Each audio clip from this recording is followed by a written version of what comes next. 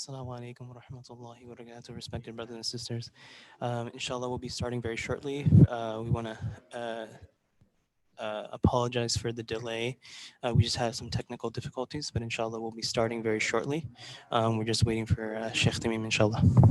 Jazakallah khairan.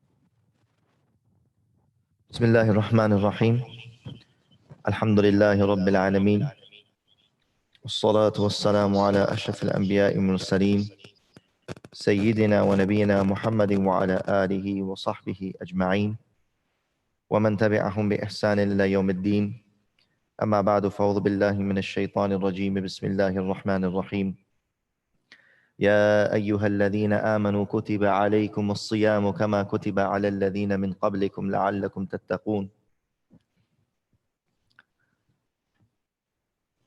وقال النبي صلى الله عليه وسلم من صام رمضان إيمانا واحتسابا غفر له ما تقدم من ذنبه. Respected brothers and sisters in Islam, honorable listeners, and those who are joining with us on this program, we inshallah are commencing our Fiqh of Ramadan and the Ramadan workshop and the rules and rewards of fasting up in Islam. So inshallah, to begin, fasting in the month of Ramadan is one of the 5 pillars of Islam. Allah subhanahu wa ta'ala mentions in the Quran, Ya ayyuhalladhina amanu kutiba alaykum as-siyamu kama kutiba ala alladhina min qablikum la'allakum tattaqun. That fasting, O you who believe, fasting has been ordained upon you and decreed, just as it was decreed upon the people before you, لَعَلَّكُمْ تَتَّقُونَ, so that you may achieve and accomplish taqwa. And just as this obligation is binding upon the ummah of Islam, it was also binding upon the previous ummahs, the nations of Bani Israel and the previous and the previous prophets and their people. So this is not just something that was an obligation for the Muslim ummah, but it was an obligation upon all the various Muslim ummahs of the past, whether they were the Anbiya of the ummah of Isa alayhi salam, or the ummah of Musa alayhi salam, or the ummah of Bani Israel. For every single one of them, this fasting was an obligation. And similarly in Islam as well, fasting in this Mubarak month of Ramadan is one of the 5 pillars of Islam. That means that the one who denies or rejects this as an obligation, the one who denies this as an obligation, he leaves the fold of Islam, because this is one of the important fara'id and obligations that we have to accept. Now, if a person does not fulfill the fasting of the month of Ramadan, but still accepts the obligation, believes in it, then the person will remain a Muslim, but the person will be sinful and will have to be liable of making this up after. So the Prophet ﷺ also mentions in a hadith, Man sama Ramadana imanan wa ihtisaba. The one who fasts the month of Ramadan with faith in it, yani faith in its obligation. A lot of non-Muslims and a lot of people who are not, professing Muslims, confessing Muslims, they might fast for the month of Ramadan, not believing it to be an obligation, but just doing it. This is not something which will then give them the reward of attaining the maghfirah, the one who fasts the month of Ramadan with believing in it as an obligation and also hoping for its reward, then غُفِرَ لَهُ مَا تَقَبَّلَ مِنْ ذَنْبِهِ. So it's a very important thing that we have faith in this, that this is one of the 5 pillars of Islam. Without belief in this, a person will not be Muslim, and without fulfilling the fast, a person will not be considered an obedient Muslim. A person will be sinful, and it will be required to make this up later on. As long as a person is alive, that obligation remains. Secondly, fasting in the month of Ramadan is fard upon every Muslim male and female who is sane and mature. So children who are underage, they are not to be forced to fast in the month of Ramadan. If they want to fast out of their own shauq, out of their own will and their desire, they can do so. But it is not something which is an obligation. They should not be forced to do so. Parents who are parents of young, immature children that haven't reached puberty, then it's an obligation that parents must feed them. Some parents don't take care of their kids, and kind of the kids remain neglected. We have to, parents are obligated to cook food for those um, uh, people in the family who are maybe because of old age, they're not able to fast, or because they're young children, they haven't reached the age of maturity. And for a female, reaching the age of maturity is at the age where they have their monthly period, or at the age of 15. Similarly, males, it's when they get their nocturnal emission, and if not, then at the age of 15, they will become automatically mature, and all of the fara'id and obligations of Islam will become binding upon them. Also, sanity. Sanity is a necessary condition for obligations to become binding upon a Muslim. In other words, if a Muslim is, or a child in the house of a Muslim is mentally disabled, then upon that person also the obligations are not binding. Number 3, Allah has promised great rewards for those who fast, whilst a severe punishment is in store for those that do not fast in the month of Ramadan. Fasting has many physical, moral, and social benefits. When we fast in the month of Ramadan, the physical benefits and the moral benefits and the social benefits are tremendous. However, Allah has made fasting compulsory so that we become pious, God-fearing, and God-conscious. Nowadays, they're talking about intermittent fasting. That this is really healthy for the body, for, keeping the, physical health. Intermittent fasting is a big thing now. Even athletes and, people of concerned about their physical well-being, they are, even fasting nowadays for the sake of the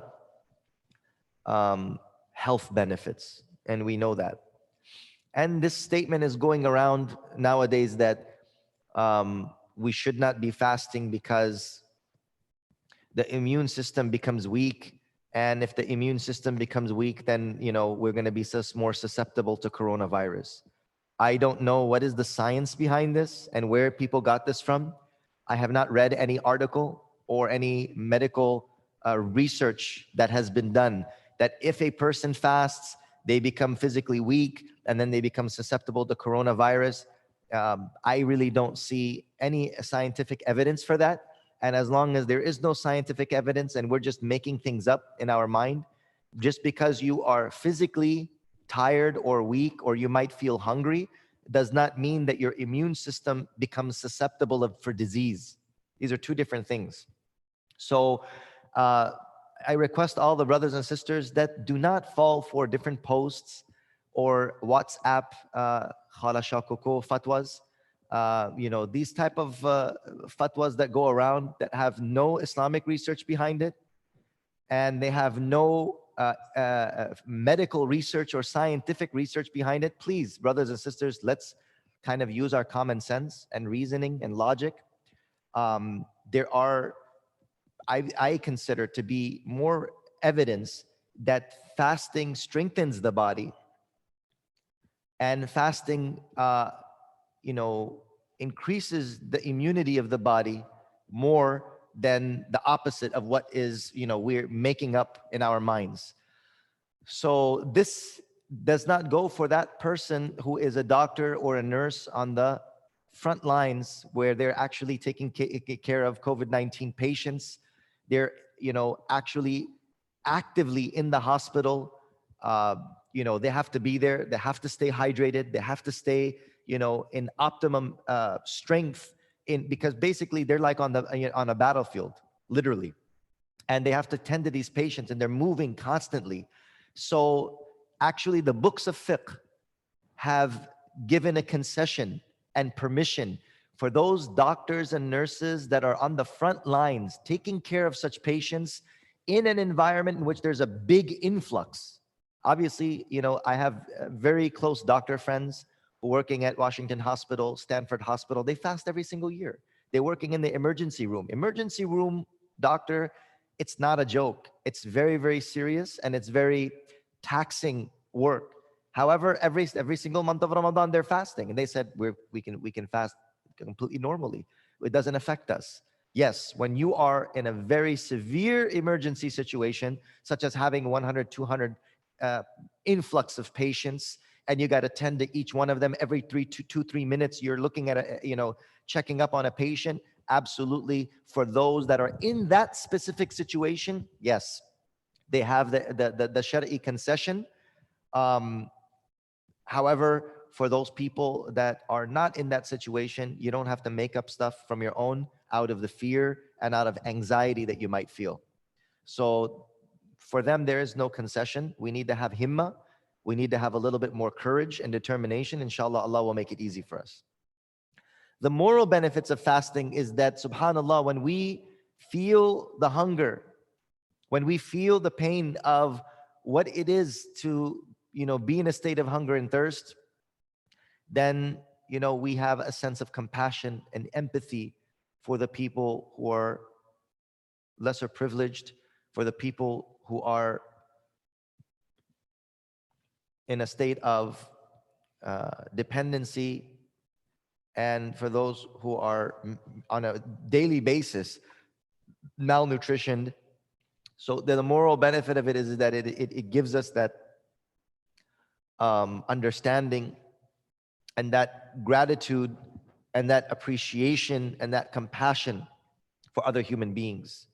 And anyone who has done this, even non-Muslims who have tried to fast, they say that they never knew what it felt like. Now they know what it feels like to be a person who, in the month of Ramadan, we're fasting, and then we make iftari upon food that we have, all the different types of wonderful foods that we cook in the month of Ramadan, and we make our lavish iftaris. There are certain people who fast in the month of Ramadan and they don't even have something to make iftar with.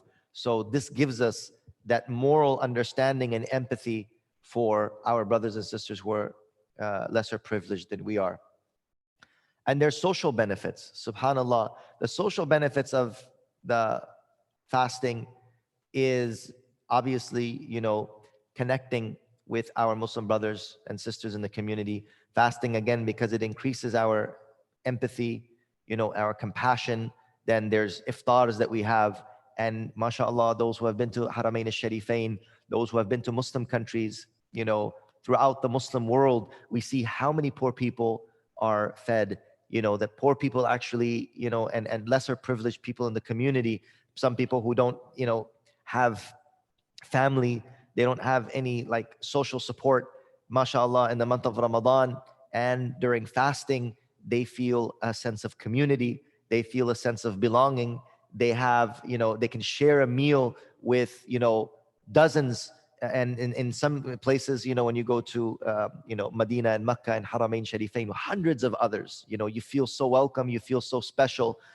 And these are the great social benefits that, it increases the brotherhood, it increases, the unity amongst the ummah, and it is truly amazing thing to experience. May Allah subhanahu wa ta'ala remove this calamity from us so that we can, again, benefit from those social benefits of the fasting and the iftaris and being able to experience that love with amongst the community. Ameen. However, Allah has made fasting compulsory so that we become pious. Right? The main reason why we fast, brothers and sisters, is not because of all these other benefits. The main reason why we fast is because Allah subhanahu wa ta'ala has asked us, Allah has ordered us to do so. And this is the reality of submission. True submission demands from us that whatever Allah Azza wa Jal has commanded us, we fulfill that. Sami'na wa ata'na. And the reality of it is that لَعَلَّكُمْ تَتَّقُونَ, Allah mentioned, so that you may become God conscious. And the meaning of God consciousness is that just like in the fasting of the month of Ramadan, if you're all alone and there is no one who sees you and there is no one who knows what you're doing, then still there's something that holds you back from breaking your fast, right? You're all home all alone, or you're in a place where nobody can see you, and you know that you can take a drink and you can eat something and nobody would even be aware, nobody would even find out. What is the thing that's holding you back? That thing that's holding you back, that is the reality of God consciousness. That's taqwa. That is taqwa. The awareness of Allah subhanahu wa ta'ala. That yes, nobody is watching me, but Allah is watching me. Nobody sees me, but Allah sees me. That reality, if a person gains that and carries that with them throughout their life, it will be a guide and it will be a protection for them from every disobedience of Allah. So that is the objective, that for 30 days, we practice staying away from the halal, so that after this, we can easily, right, avoid the haram. Number 5, fasting in Islam means to stay away from eating, drinking, and marital relations from true dawn to sunset, not from sunrise to sunset. Subha Sadiq is true dawn. This means that when the brightness or the light in the horizon begins to spread, this is not sunrise, but it's, in the darkness of the night, when the twilight or the dawn light slowly begins to spread from east to west, as is called in the books of fiqh, al-fajrul mustatir. Al-fajrul mustatir. That light of dawn that spreads from east to west. وَلَيْسَ الْفَجْرُ الْمُسْتَطِيلِ بِاللَّامِ. Not the brightness that spreads, right, vertically, but the light that spreads horizontally. So from that time, which is Subha Sadiq, true dawn, and the timings are in the various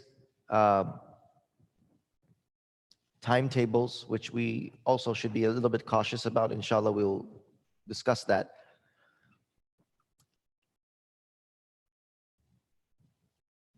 From that time, true dawn, till sunset, and we should be careful about sunset as well, that when we are completely sure that the sun has set, not immediately according to whatever the sunset app says, or Google sunset time. No, always add 2 minutes to that time, just to be sure, and just to be content that the sun is completely set. Because Shara'i sunset means when the sun has completely disappeared from the horizon. And the sunset, according to Google, is like right when the tip of the sun is about to dip. They consider that sunset. And that's not Shara'i sunset. Shara'i sunset, according to Sharia, is when the sun has completely disappeared and is gone down. This is the sunset according to Sharia, not sunset according to Google. Google sunset is right when it is about to go down. Because people go and they look up at Google sunset, and then they go to view the sunset in various different scenic places. So they want to catch it just before it goes down, while it's going down. That's not sunset according to Sharia. Ghurub al-Shams, sunset according to Sharia, is when the sun has completely disappeared, gone from the horizon. So it's a very important point to take into consideration. That is why those of us that relying upon apps please add 2 minutes to it because you don't want to take chances. Similarly, let's just talk about it now since we're on the topic. True dawn, when do we start our fast? And there's this discussion about 15 degrees and 18 degrees, right? 15 degrees is very bright. And I also want to mention that with a couple of students, we actually went and witnessed the various times of dawn to see when actually, what degrees the time comes in. So 15 degrees is very bright, right? We want to make sure that 15 degrees is prayer time. Okay, many of the masajid, they follow 15 degrees and they stop right at 15. We have to be very careful about that because 15 degrees is completely bright. That is the time of prayer. 15 degrees is the time of prayer. So my suggestion is that when we made the mushahada and when we made the witness, we saw about 16.7, 16.5. Around that time, we saw that, yes, the Subh Sadiq is commencing. 18 degrees is complete darkness. 18 degrees is complete darkness. To pray salat at 18 degrees, it would not be valid.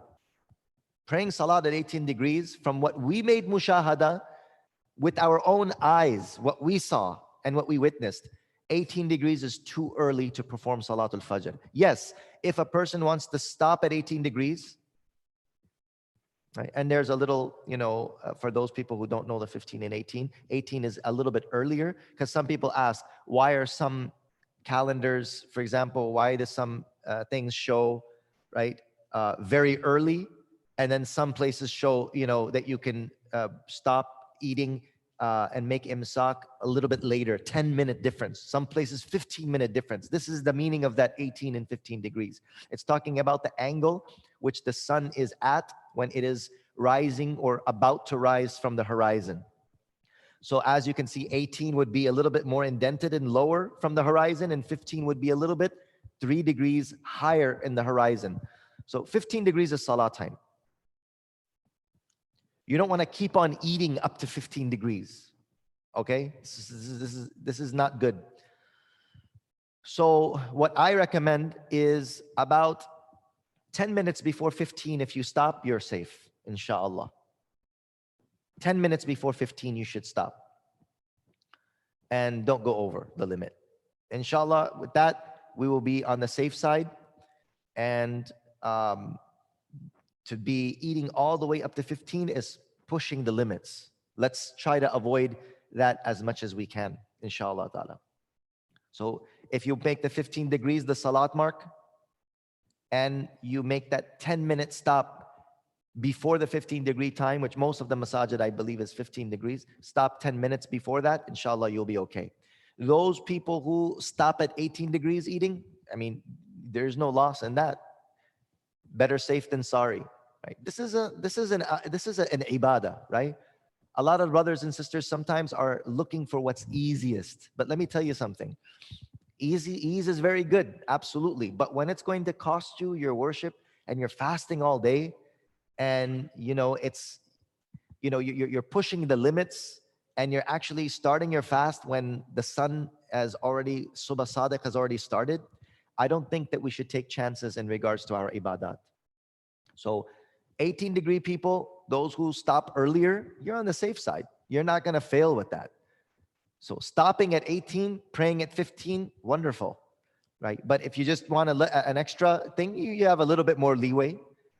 You have a little bit more leeway. So if a person wants to stop before 15 degrees, it comes out to be the same thing. So inshallah, this is an important point to take into consideration.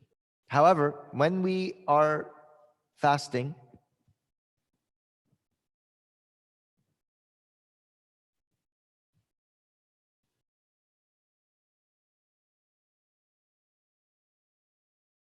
was it 16.7? Yeah.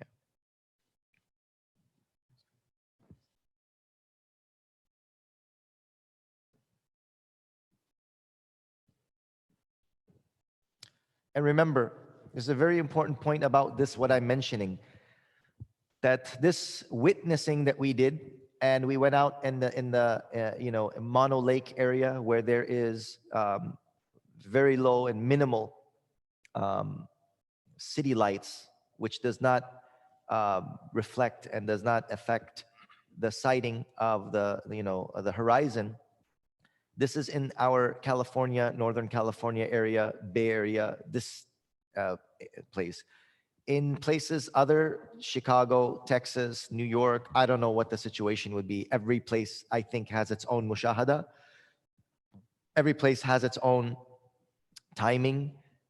So we want to ask our local scholars, wherever we are in the other places, and do not rely upon this. In our area, what we have done is we've made mushahada at this time. That is why if we follow this 18 degrees, stopping eating, and 15 degrees prayer, I think you'd be very much on the safe side. But here, if you just want to be on the exact, like I said, this is for our local, Bay Area time. And as I said, this is something that has to do with every area would be different. Some of the elder Muftiyani Kiram that we, the Muftis that we consulted with them, they said every area has its own, actual witnessing.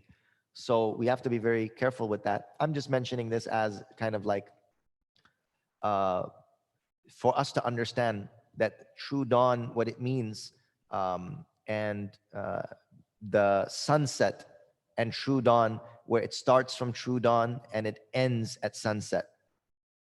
And obviously, this has to be done with an intention, and your intention is that you're fasting the fard of Ramadan, and it's sufficient for you to just have that in your heart. You don't need to say anything with the tongue.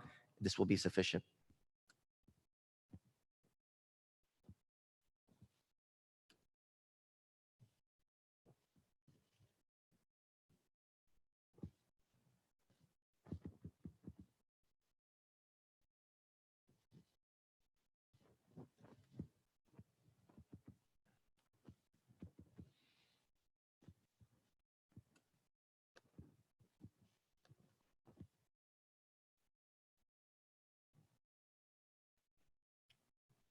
Some of the virtues of fasting, the Prophet ﷺ mentioned in a hadith on the authority of Abu Hurairah radiallahu anhu, whoever fasts during Ramadan with faith, being hopeful of its reward, will have all his past sins forgiven.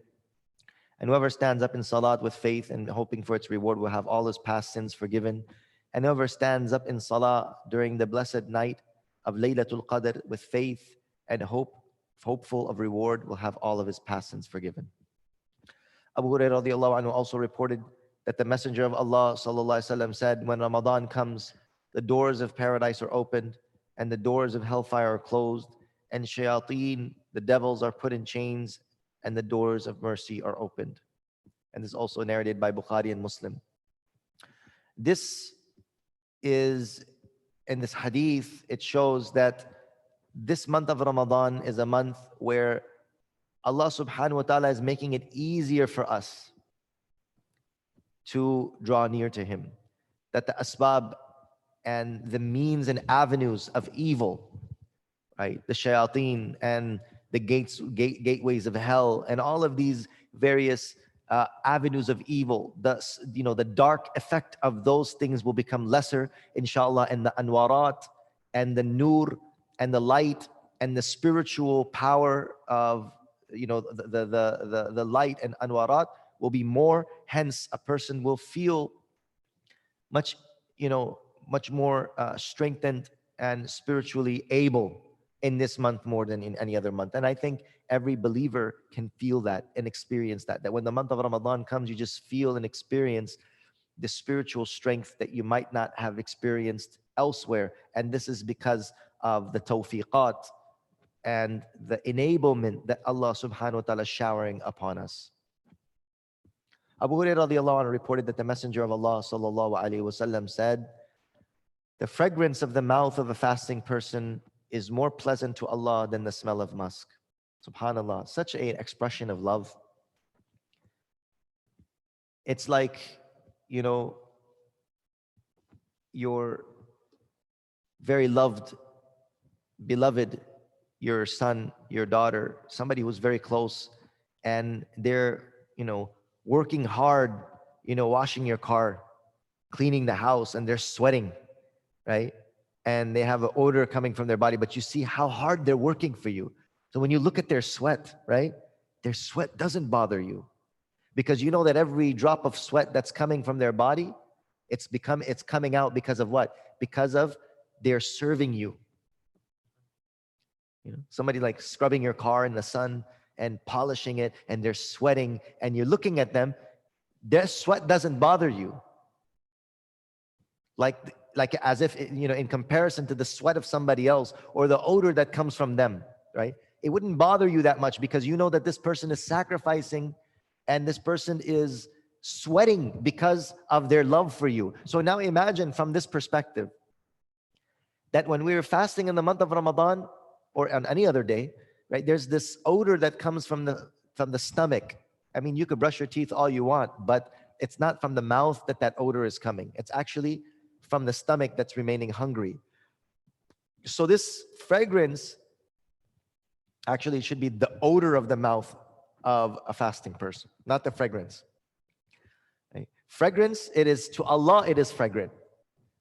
And remember that Allah subhanahu wa ta'ala, right, He doesn't get affected by emotion or these type of things. However, it's showing Allah's appreciation that this bad odor that might, be, offensive to me and you, to Allah subhanahu wa ta'ala, that odor is fragrant.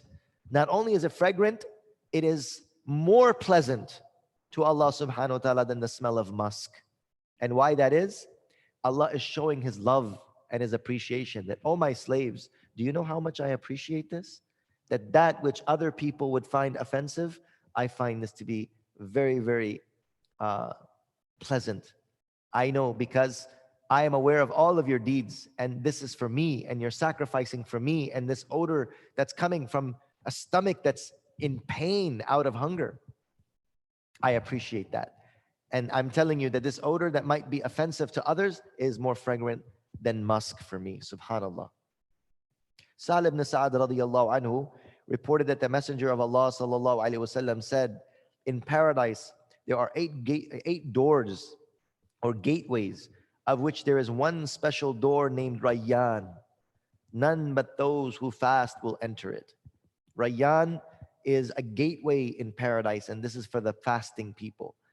In other words, they will be a special VIP on the Day of Judgment. They will have a special door through which they shall enter, right? And none except the fasting ones will enter through that door. In other words, Allah will honor the people of fasting on that day with a special honorarium. And that is, right, they will be entered through a special gateway and door through which no one else will be allowed. Subhanallah. May Allah grant us all that. Anas radiallahu anhu reported that the Messenger of Allah sallallahu alaihi wasallam said, partake of suhoor, the pre-dawn meal, before dawn, because in this suhoor there is barakah. The pre-dawn meal, what is the necessity of that? Let's first talk about that. Suhoor is not obligatory. A person can make his intention, go to sleep at night, and start his fast the next day without eating anything. It's completely fine. Right? And you could eat at 12 o'clock or at 1 o'clock, and you're completely fine. You don't need to or have to wake up, 4 in the morning and do suhoor. Right? So it is a sunnah, and it is an emphasized sunnah. The Prophet ﷺ mentioned this with amr, tasahharu, fa inna fi suhuri barakah. You should partake of the suhoor pre-dawn meal because in it there's barakah. So the ruling of waking up for suhoor is that it is an emphasized sunnah. It's not obligatory. So that if somebody misses their suhoor, they said, oh, I can't fast today, I didn't do my suhoor. No, you should still fast that day, even if you didn't do your suhoor. You don't need to do suhoor, you don't have to do it, but you should do it. Why? Because there's barakah in it. What is there? There's spiritual barakah in it, and there's physical barakah in it. The spiritual barakah is that is the time when the du'as are accepted. And you're awake at that time, and there's the spiritual strength that is endowed to a person at that time. So we should take advantage of that. The du'as are accepted. It's a dua time. And the special mercy of Allah descends at that time. And the du'as are readily accepted by Allah at that time. And then secondly, is that there's a physical benefit that you're eating something, and that food that you have, or the breakfast that you have, or some dates that you, and the Prophet ﷺ said, wake up for suhoor, even if it might be a drink of water, a sip of milk, or even one date. Do something, because that will give you that physical strength. And it's the barakah means that barakah is something that is little in its amount, but it is great in its benefit. Okay? So this is the point of the suhoor, that it will give us physical benefit and it will give us spiritual benefit. Abu Hurairah radiallahu anhu reported that the Messenger of Allah sallallahu alaihi wasallam said, whoever breaks the fast on one day of Ramadan without an excuse or illness, then fasting one's entire life to make up for it will still not compensate it. And this hadith is narrated in Tirmidhi, Abu Dawood, Nasai, Ibn Majah, Ibn Khuzaymah, Bayhaqi. Okay, first, from the fiqhi perspective.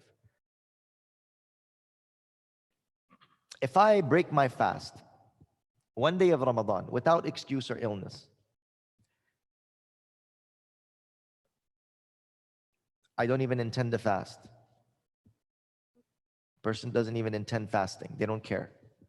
They will never be able to make up for the blessings of that day, because that day comes, never ever will that day come back. And we don't know if another Ramadan we will experience. So the meaning of this, fasting one's entire life to make up for it, will still not compensate it, meaning the barakat of it. However, a person who does not fast in any Ramadan because they did not make the intention, it could have been 10 years ago or 5 years ago, we didn't care, we didn't even make intention, Ramadan came and went, it's obligatory that we have to make up those fasts. 30 days or 29 days or how many days that Ramadan was, we're obligated to make qada of those fasts that we did not fast. If a person started their fast, now there's a difference, that you don't even intend the fast. You don't intend any fast. And you don't even make intention, you don't even care. You just have to make qada of that day. But if you started the fast with intention and you intentionally broke the fast with no excuse or illness, then you have to give 60 days kafara plus the qada. And we're going to get to that. So remember, this hadith, therefore, is not talking about the fiqh aspect of it. This hadith is talking about the barakah and the blessing and the nur and the anwarat, that day that you missed of Ramadan without an excuse or illness, if you fast your entire life to get the blessings, you will not be able to do so. And this is something that we mentioned previously. Some of the moral benefits of fasting is that it teaches sympathy for the poor and destitute. Fasting is the only method through which the pangs of hunger that are ever present in the poor are experienced by the rich. Thus, this experience kindles a spirit of kindness towards the poor and distressed. It also gives rise to the thought of how people will fare on the day of resurrection, when the greatest pangs of hunger and thirst will be felt. Okay, so there's different types of fast. One is the fard. It's obligatory, it's stipulated, and this is fasting for the whole month of Ramadan once a year. Right? This is something which is fard. It's an obligatory. Wajib fast is necessary, stipulated. That's making a vow. So for example, you say that by Allah, if such and such thing, I pass this test. By Allah, if Allah cures my, grandmother from this sickness, by Allah, I will fast on a Monday. So that fasting of a Monday is a stipulated fast. Or I will fast on the 5th of Rajab. Now that 5th of Rajab, it has become stipulated and it is necessary to fulfill that for the sake of Allah upon the fulfillment of that wish or desire. So nadhr means a vow. That if Allah subhanahu wa ta'ala does this thing of mine, cures this sick of mine, makes me pass this test of mine, grants me this thing that I'm asking of, then I will fast on this day, I will give charity like this, and I will give this much amount of, you know, to the poor and so on. So this will become wajib. In other words, it is necessary to fulfill, and that specific day will be stipulated for that fast. Number 3 is the sunnah, emphasized. Yes, emphasize sunnah.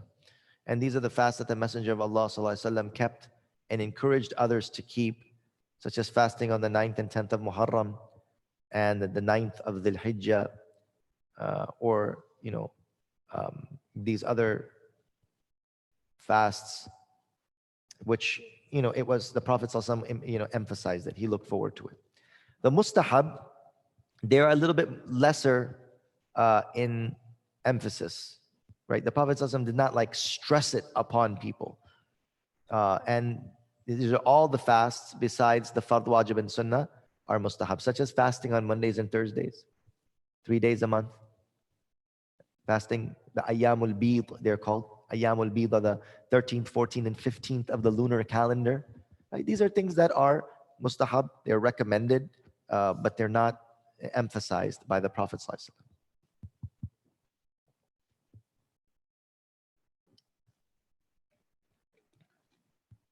Makruh is disliked, and that's fasting only on the 9th or the 10th of Muharram, or fasting only on Saturdays. So why fasting only on the 9th and 10th is because the Prophet ﷺ, he expressed his desire that we should oppose the religious practices of the Jews. So they fast on one day of what they call the day of Ashura. We should fast 9th and 10th to not resemble them in their acts of worship. Or fasting only on Saturdays, which now makes us seem also like we're imitating the acts of the Jews or the religious practices of the Jews, because they fast on that holy day and they specify that day for fasting. So it's important for us to take into consideration that we don't specify those particular days. Some scholars have also mentioned specifying just Friday and not fasting any other day. You're, singling out that day for fasting. This is also not appropriate. If Friday comes along with one's 3-day fast, or along with one's,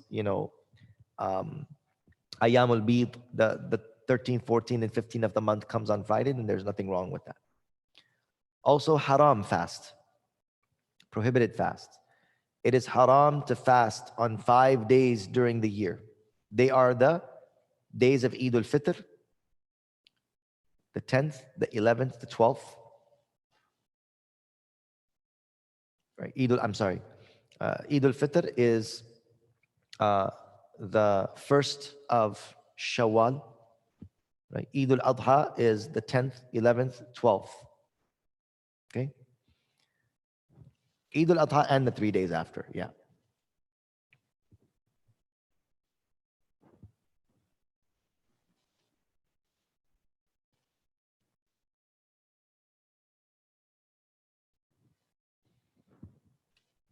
The intention of fasting is necessary. Even if a person stays away from all those things that negate the fast without an intention, the fast will not be valid. What's the thing that differentiates the fast from a diet? We have athletes and movie stars and actors, and these people, they're all intermittent fasting.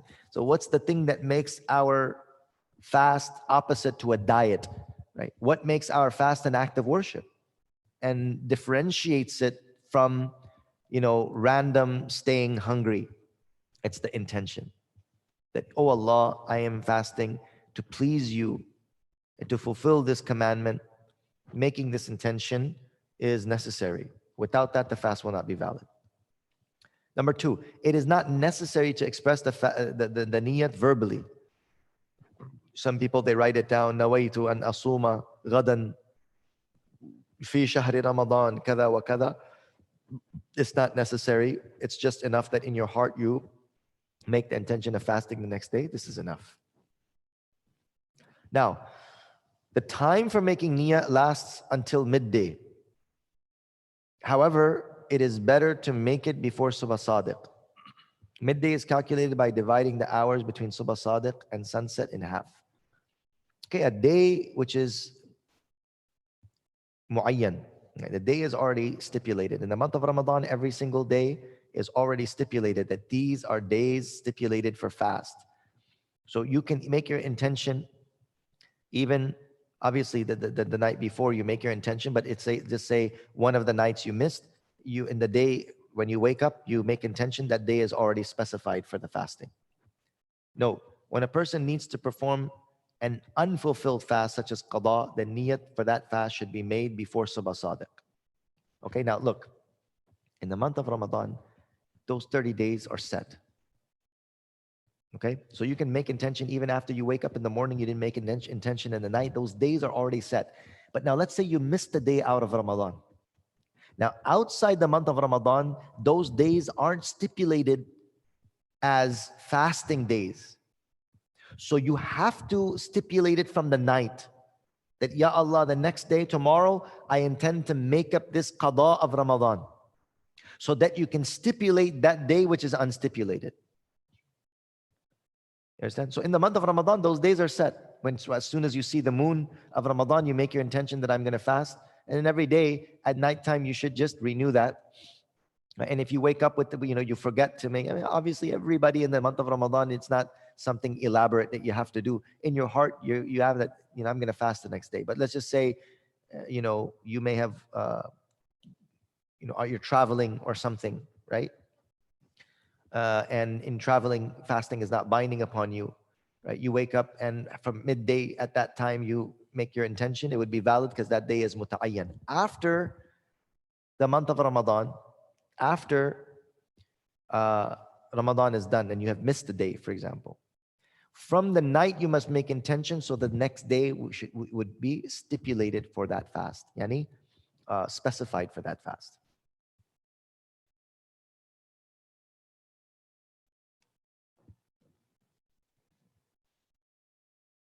Some of the sunnahs of Ramadan, or the sunnahs of fasting, this is not only for Ramadan, but for every fast. To partake of suhoor, as we mentioned previously, this is the meal before Subh Sadiq. To delay the suhoor until a little before Subh Sadiq. Okay?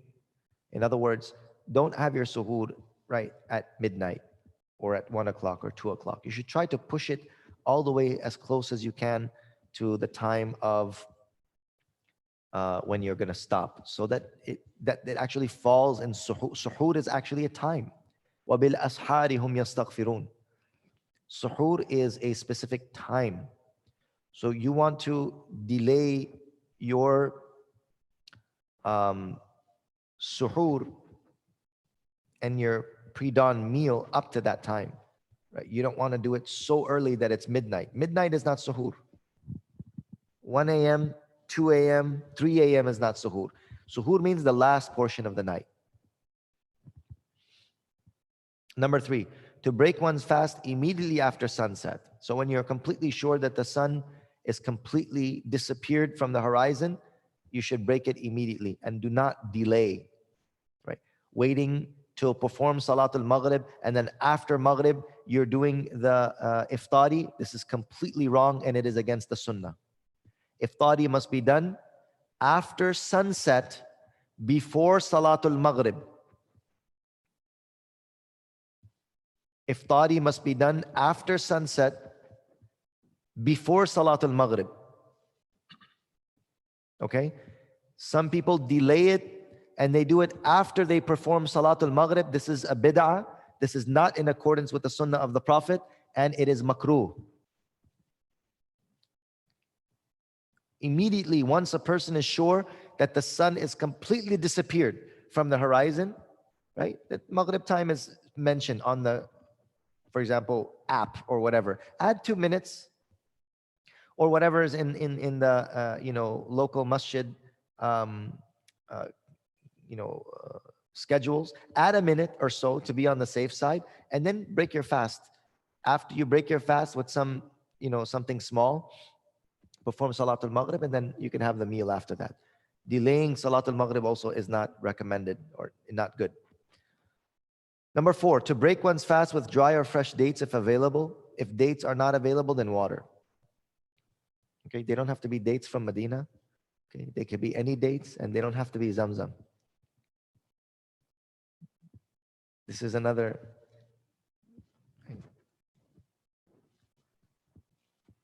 The fiqh of Khala Shakoko.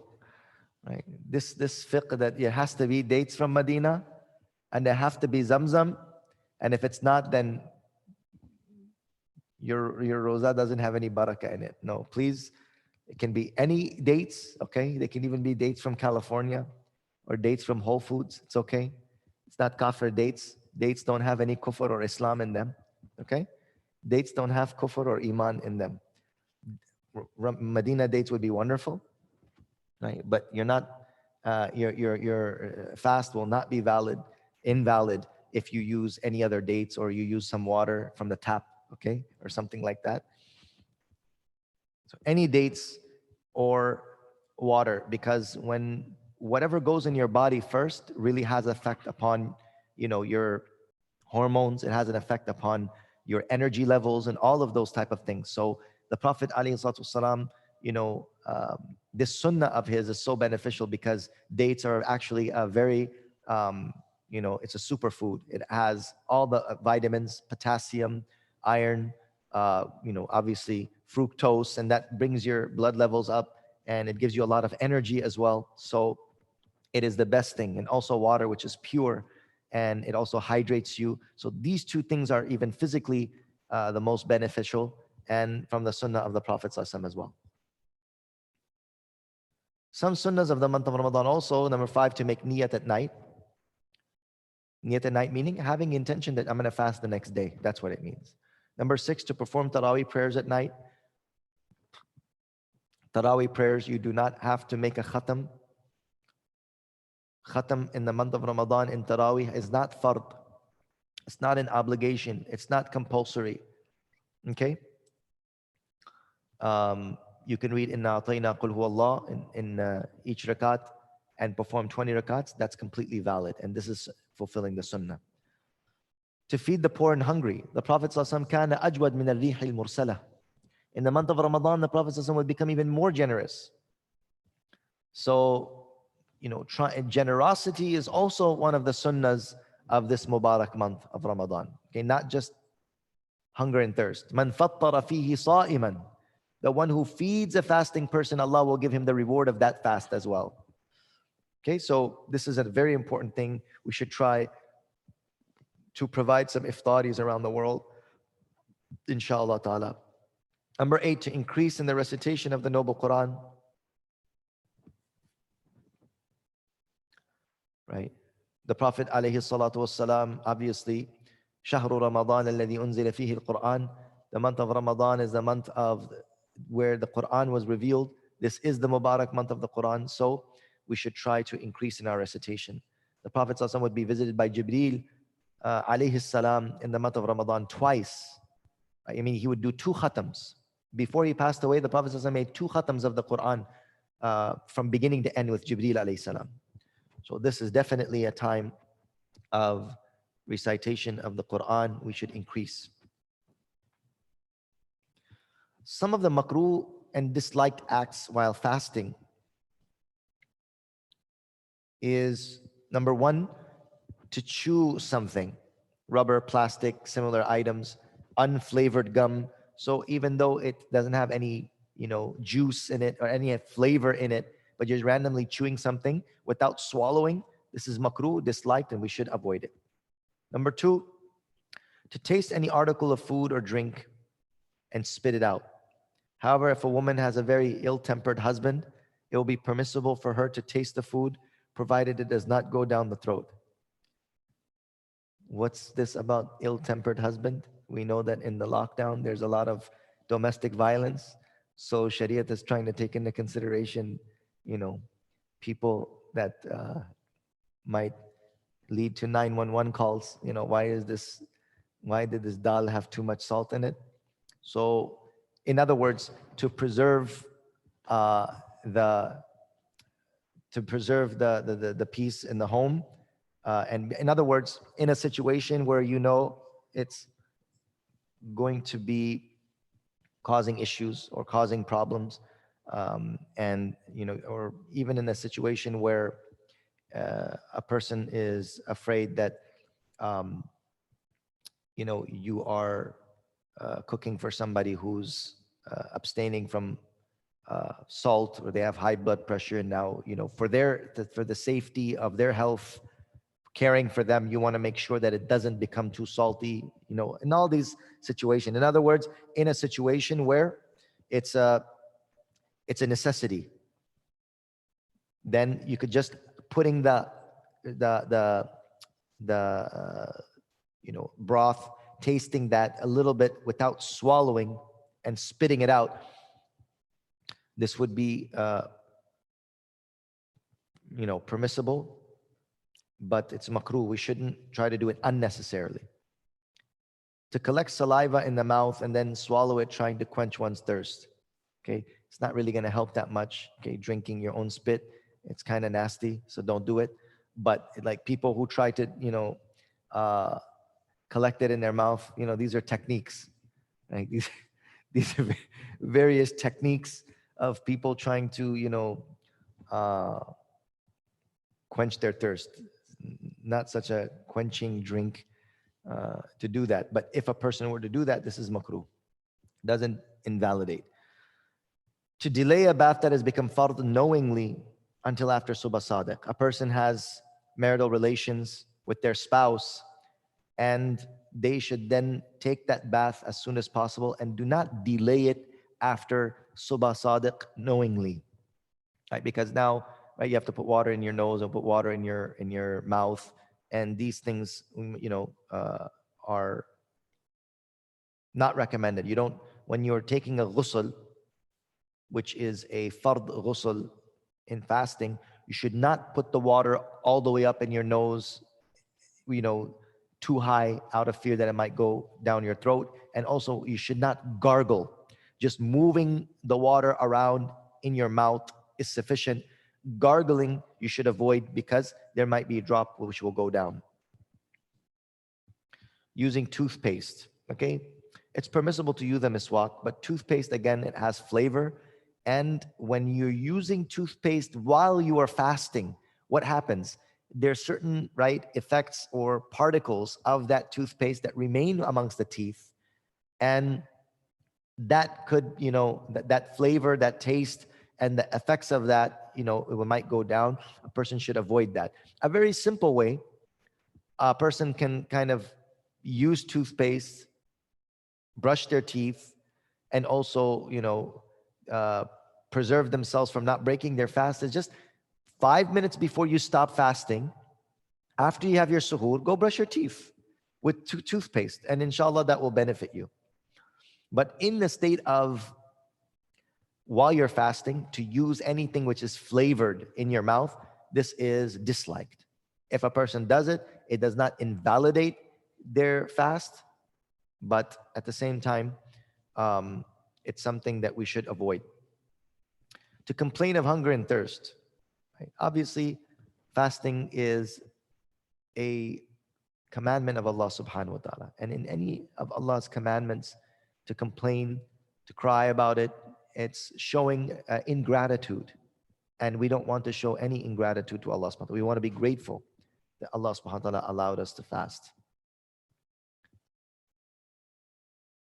Also, to gargle more than necessary. As we said, gargling might accidentally make the water go down the throat, which will break the fast. We want to avoid gargling. Moving the water in your mouth is permissible. So if you just just move the water in the mouth, right? Without gargling it, putting your neck back and then gargling the water, that would, can break the fast. So we should avoid that. To quarrel, argue, and use vulgar or indecent words. This is something very important because the objective of our fast, brothers and sisters, is not just to stay hungry and thirsty, but to guard our limbs from all things of sin. As the Prophet ﷺ mentioned, من لم يدع قول الزور والعمل به فليس لله حاجة في أن يدع طعامه وشرابه. The one who does not avoid vile speech and acting on that speech, then Allah is in no need of that person's hunger and thirst. To backbite, tell a lie, swear, are all sinful acts, even outside of the fast. Therefore, they become worse when done while fasting. Okay, these are all things that we should avoid. Staying away from sins is a necessary component of fasting, as is mentioned in a hadith that as-sawmu junnah. The fasting helps you to guard yourself from sin, right? As they say, you're reminded with the hunger in your stomach that I am fasting, and that fasting is a junnah, it's a shield, right? So you should not, tear down that shield by doing these impermissible acts. These are the things we should avoid in the month of Ramadan. Don't speak without purpose. Okay, random, pointless gossip and conversations we should avoid.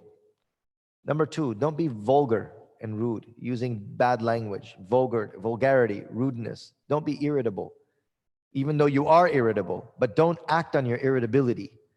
Right? Everybody got a short fuse. Right? We all have short fuses already. Now, on top of that will be fasting.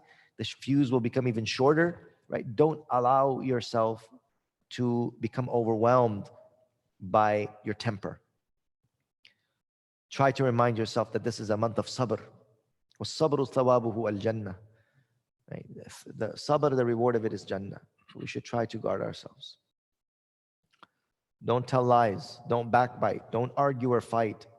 Right? These are things that happen even more in the month of Ramadan because we don't remind ourselves. When we're making our intention at suhoor time, make the mu'ahada, as we mentioned last night in our dars. Mu'ahada, we make a promise to ourselves in the morning that today, while I fast, I'm going to make my fast worthwhile.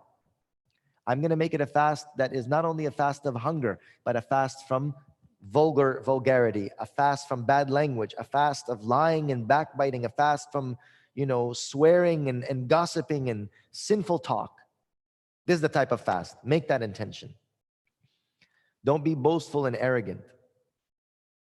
Oh, these people don't fast. What's the matter with these people? Make dua for them.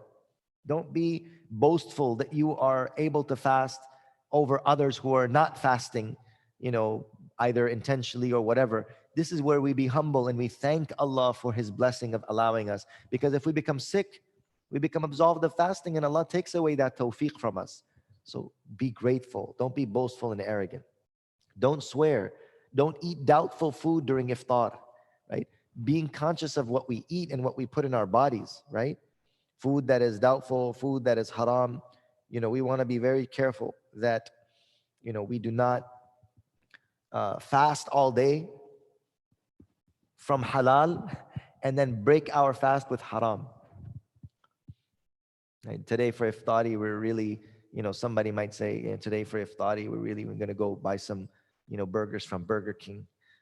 Don't ruin your fast with that. That type of fast is completely pointless, where you're staying away from halal and then you're making iftari on haram. Okay, number 10 is don't look at undesirable things. Guarding the eyes. Fasting of the eyes. The eyes is the gateway to the heart. How much we need to protect our eyes from lustful glances and from all of those things that are harmful to our iman. Number 11, don't listen to things that are objectionable, right? Guarding the ears from all of those things that, we should not be listening to. Number 12, don't gossip. Right? Number 13, do not commit any sins, because the whole purpose of fasting is what? Is for us to connect ourselves to Allah subhanahu wa ta'ala through obedience. Okay? Now, things that break the fast. Things that break one's fast are of two kinds. Some only necessitate qada, while others necessitate both qada and kafara. They make both qada and kafara compulsory. Right? So number one, qada, to keep one's fast in place of the one that breaks or is broken intentionally. Okay? Qada means you just make up that day. And kafara is continuously fast for 60 days. And what is this? What is kafara? It is an atonement and it is a penalty. Okay, so now we're going to see where do we do qada and where do we do qada and kafara. Note, if a person is unable to keep these 60 fasts consecutively due to a valid reason, any continuous sickness, a person has a terminal illness, they have diabetes, they have, old age or so on, they cannot do these 60 days. Then one has an option of choosing from 4 options. Feeding 60 poor people to their fill for 2 meals. Number 2, feed one person 2 meals a day for 60 days, or giving 60 poor people 3.5 pounds of wheat or its equivalent in cash, which comes out to be like $5 to $7. Or give one person not less than 3.5 pounds of wheat or the equivalent of its cash for 60 days. Okay? So either feed 60 poor people for 2 meals, or feed one person 2 meals for 60 days, or give 60 poor people, right?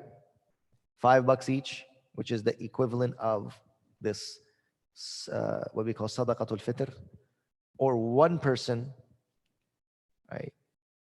That $5 for 60 days, or equivalent of the cash is 3.5 pounds of wheat, or what would be the cash equivalent, which is $5 to $7 about. This is what we would do if we're not able to give the kafara. Remember, kafara is for a person who intentionally breaks the fast. This is who kafara is for. It's a penalty. Okay, and this is different than fidya. Inshallah, we're going to come to fidya. Number 1, anything forcibly put into the mouth of a fasting person. Okay, somebody holds you down and puts food in your mouth or puts water in your mouth. This will break your fast, even though you're not under control of it. But externally, outwardly, your fast is broken. Water went down the throat or food goes down the throat, your fast is broken. But because you didn't have intention and you were compelled, you only have to make up that day. Number 2, if water accidentally goes down the throat while gargling, while one is conscious of the fast, that he is fasting. So look at the scenario.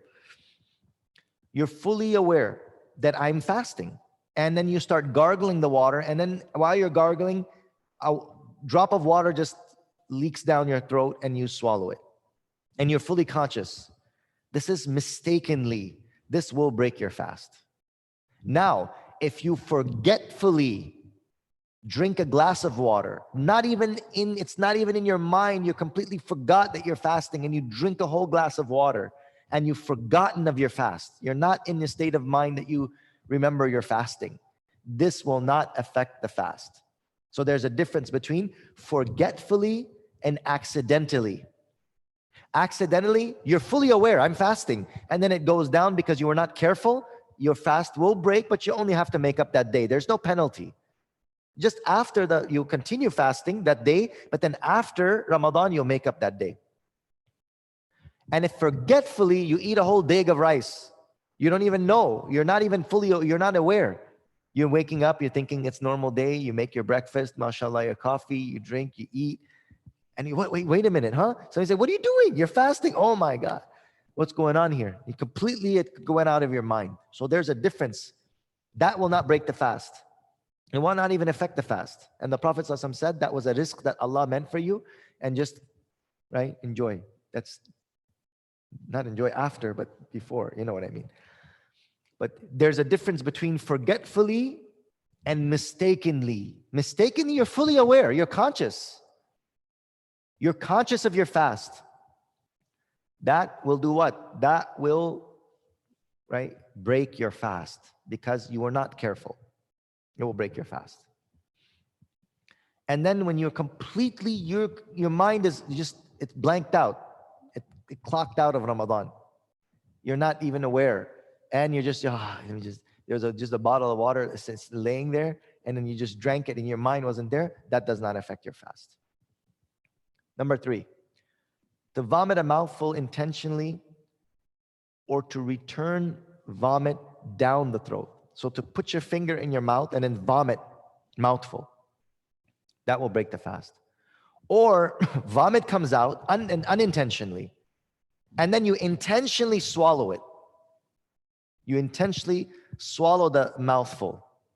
Both of these scenarios will break the fast. Putting your finger in your mouth and vomiting a mouthful, or unintentionally vomiting and then intentionally swallowing it down. Number 4, intentionally swallowing a pebble, piece of paper, any item that is not used as a food item. So you intentionally swallow these things, right? This will only require a qada. Why? Because this is not a food item. These are not things that people satiate their hunger and quench themselves with that. Number 5, swallowing something edible that is equal to or bigger than a grain of gram that was stuck between the teeth. Okay, so let's just say in suhoor, you had something, and then you go to sleep 10 in the morning, there's something in your teeth, you break it off and you swallow it. And it was a small piece, right? And you intentionally actually swallow that. And it's big, it's a big piece. However, if you remove it from your mouth and you put it back,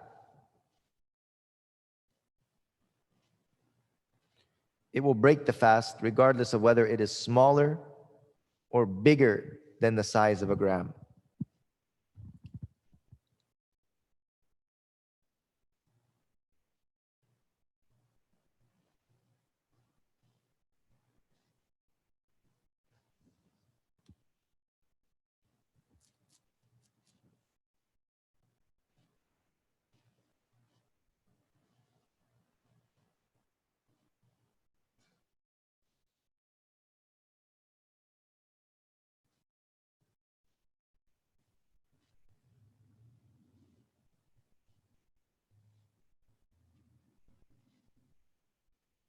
Yeah, so if it is in the teeth already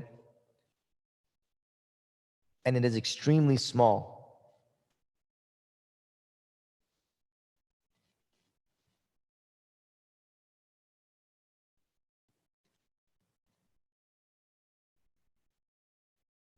if it is removed from the mouth and then swallowed again, it will break the fast regardless of whether it is smaller or bigger than the size of a gram.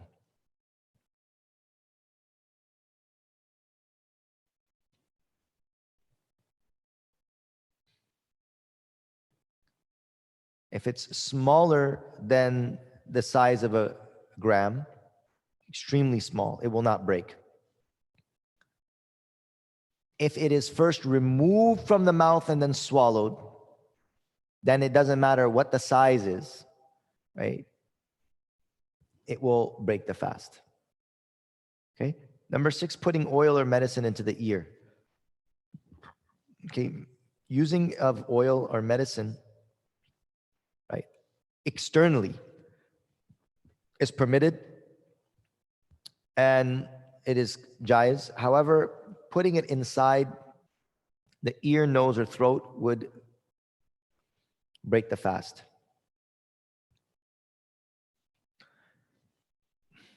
You would only have to make up that day. Inhaling snuff through the nostrils. You putting something in the nostrils and inhaling it. Snuff is like tobacco, or a person has an inhaler right? Inhaler will also invalidate the fast. Obviously, a person, if they're using an inhaler because of sickness, then obviously they still have to make it up. They're sick, they have to use it, but they will have to make up the day. Some who say that using an inhaler does not break the fast, this is not accurate, because anybody who's used an inhaler, they can clearly taste the medicine. It goes a large portion of it actually goes in the throat and down the esophagus. So this is something that will definitely break the fast. And it will only require qada. You just have to make up that day. Number 8, swallowing blood from the mouth if the quantity of blood is more than the saliva with which it is mixed.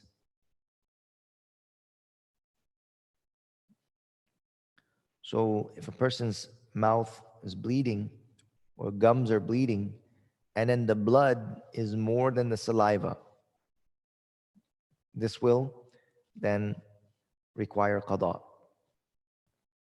This will require the qada. But if it's less and it's very minute and it's swallowed, then it will not invalidate the fast. Number 9, to eat and drink having forgotten that one is fasting, and therefore after erroneously thinking that the fast has broken, to eat and drink again. So you forget that you're fasting and you eat, like I said, you have full course meal, and then you're like, oh, my fast is broken, and you start to continue eating the rest of the day. You have to make up that day. Right? Otherwise, when you had forgotten, that was a excuse. You were forgiven. You don't need to make up that day. But thinking that that broke your fast and you start eating again, now you have to make up that day. Number 10, to eat or drink after Subh Sadiq or before sunset erroneously due to a cloudy sky or a faulty watch, and then realizing one's fault. So, you were eating and you were eating past the time. And then all of a sudden you realize, oh man, my watch, it's 10 minutes behind or 15 minutes behind. And actually, you had went way ahead, even though it's a faulty watch, but you have to be careful. You were still eating after the time. So you just have to make up that day. Note, any fast that is broken other than the fast of Ramadan will necessitate qada, regardless of whether it was broken intentionally or with a valid reason. Thus, there is no kafara for breaking any fast besides that of Ramadan. Any other fast, even if you break it intentionally, if it's not in Ramadan, there is no kafara, there is no penalty. You just make up that day. But the fasting of the month of Ramadan is that day, the days that we have to be very, very careful. There's 60 days kafara for a person who starts his fast and then intentionally, for no reason, there's no sickness, you don't feel tired, you don't feel weak. If a person feels weak, if a person feels dehydrated, they're about to faint, they drink water, nothing wrong with that. As long as you have an excuse, you're feeling pain, extremely, you have a really, really bad headache, and you take medicine, there's no kafara or penalty for anyone who breaks their fast due to a sickness or an excuse. Remember that. That is only in Ramadan. Outside of Ramadan, any fast that you break will not require any kafara. That 60 days kafara penalty is only for fasts that are broken intentionally in the month of Ramadan. Intentionally breaking the fast in Ramadan with no excuse, this will necessitate kafara. If a nafil fast was broken prior to completing it, it will be wajib to make qada of it. In other words, let's say outside of the month of Ramadan, you're just fasting a Monday, nafil fast, and then intentionally you break it, it becomes wajib, you have to make up that day after. Okay, now, things that require both qada and kafara, meaning you have to make qada and you have to make up the day. Number 1, eating, drinking, or breaking the fast in any other manner, such as smoking or something like that, without a valid reason, will make both qada and kafara necessary. Intentionally eating, drinking, or breaking the fast without valid reason, or in any other manner, right? Such as smoking. This will make qada and kafara necessary. In other words, you have to make up that day and you have to do 60 days. Number 2, to eat or drink intentionally after applying antimony, surma to the eye, or rubbing oil on the head, thinking that these things have caused the fast to break. Okay, somebody puts oil in their hair, somebody uses lotion or hand sanitizer, and then they, after putting on hand sanitizer, then they say, oh, my fast broke, and then they start eating. There is no excuse for this ignorance, because this is total ignorance. Why is it total ignorance? Because nothing went down the throat, nothing went in the ear, nothing went in the nose, and there is no means by which the fast should break. And a person is so ignorant of the general masail, right? This excuse is not excusable. Or a person puts surma. Surma doesn't affect the eyes, right? For the sisters who, put surma in the eyes and then they think my fast is broken, surma does not break the eyes, even though some of the blackness of the surma might come out in the throat, right? This does not invalidate the fast. However, a person who does that thinking that it does, and then they start eating, this excuse is not acceptable and it will necessitate kafara. Number 3, to intentionally consume any kind of medicine. And this is when you are not feeling sick. You just take random medicine when there is no sickness. Obviously, if there's sickness, you have a severe migraine and you're feeling, nauseous, and then you couldn't take it. You take some ibuprofen, you take some Motrin or whatever, because of the intense headache, intense migraine, right? This will only necessitate qada, not qada and kafara. So you're not feeling any sickness or anything, and you just randomly take medicine, right? However, injections are permitted. Injections do not break the fast, do not make qada necessary or kafara, because there is no way that the injection is going to reach the stomach or satiate your hunger. Okay, these are the things that don't break the fast. To eat or drink something unintentionally, you're not intending to break your fast, you do it forgetfully. You don't have any intention. You're not conscious of your fast, and we already mentioned that. So to eat or drink something, so if someone applies artificial tears, that does not break the fast.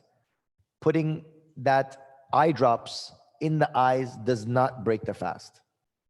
It is completely okay to use eye drops. Okay, unintentionally having a mosquito, fly, or other similar object go down the throat. Okay, so if a person is walking through a swarm of mosquitoes and some fly or mosquito goes down the throat, this does not break the fast unintentionally. Number 3, water entering into the ears. If you're taking a shower, water goes in your ears, taking shower unintentionally without you dripping them inside the ears, that will not break the fast. Number 4, dust or dirt going down the throat. You're working in a dusty place and you're breathing it in, that will not break the fast. Number 5, swallowing your own saliva doesn't break the fast. Taking an injection does not break the fast.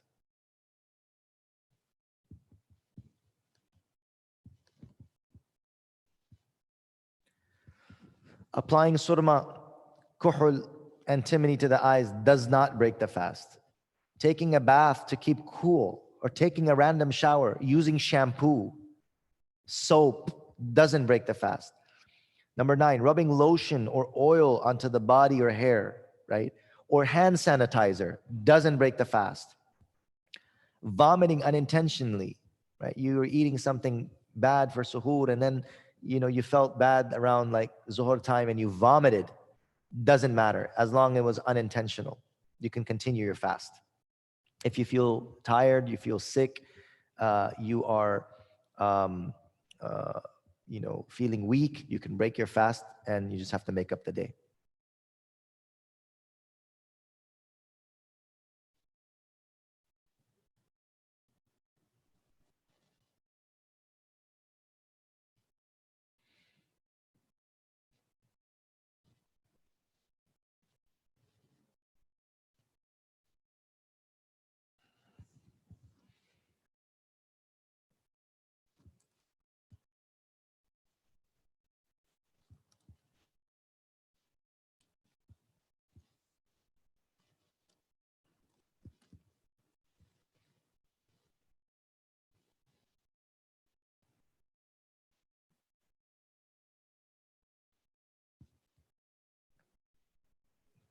Applying fragrance.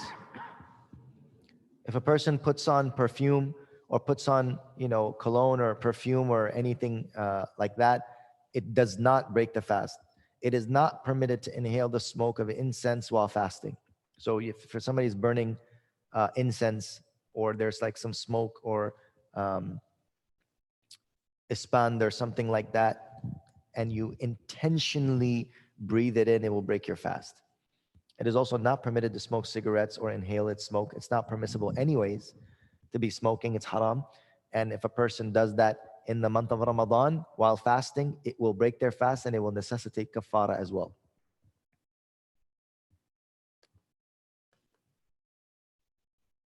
Brushing the teeth without toothpaste, this does not break the fast, right?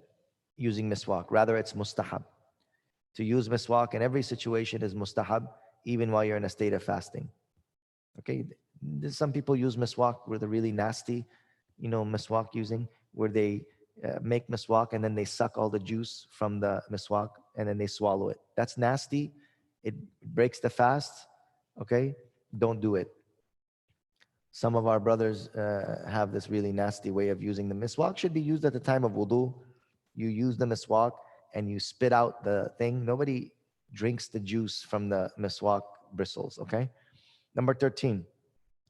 A dream which makes ghusl necessary will not break the fast. In other words, if a person has a wet dream and then the ghusl becomes necessary, while in the day while you're fasting, right? This does not break the fast at all.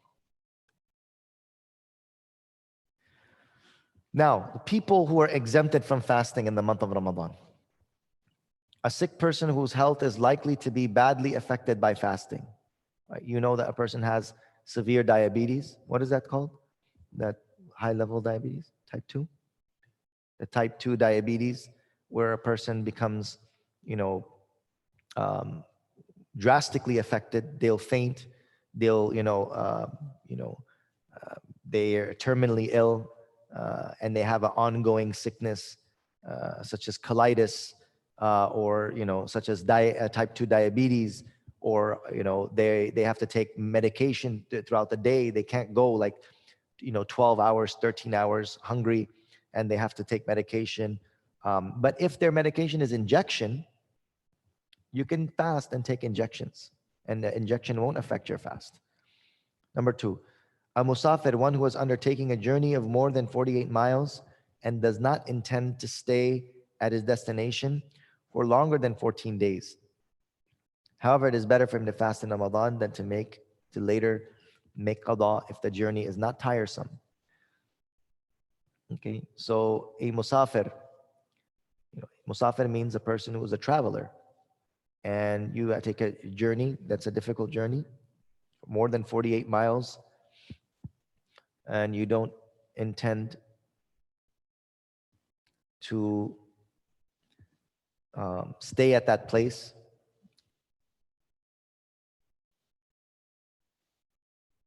This is, he is exempt.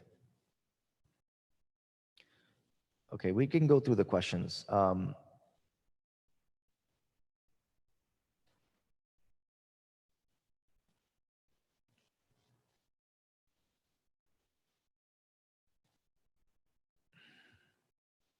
If you intended to fast the night before,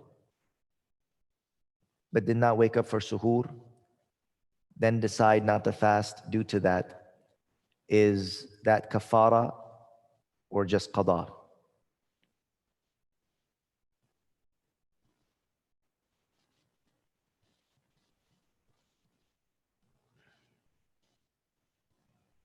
So if you made niyat, I'll have to check that one up, inshallah. Give me your, whoever that is, get their thing, inshallah, we'll answer that. What type of injection would break the fast? Any type of injection doesn't break the fast, even if it's a vitamin B or energy injection. Okay, this doesn't break the fast. Using flavorless, tasteless lip balm. Look, when you are putting lip balm and you're licking your lips, the residue of that, you know, the residue of that definitely is going to go on your tongue. So it's something that you should avoid. I can't say it would break the fast, but it will definitely make it makruh because, there is oil on your lips and you're licking them.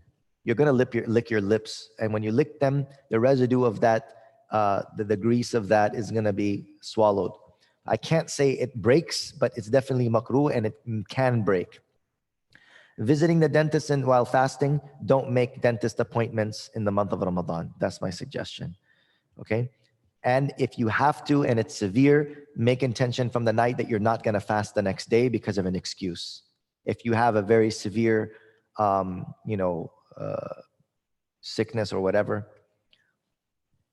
okay, then you make intention. I'm not going to go to the dentist. I'm going to go to the dentist tomorrow, so therefore I'm not going to fast. That's okay. Flavored miswaks should be avoided.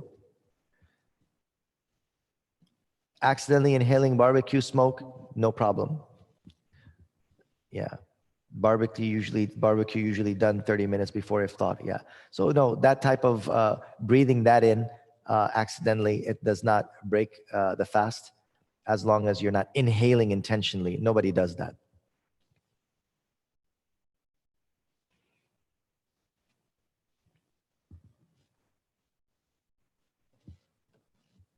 Okay, inshallah, let's finish this up and then we're almost done.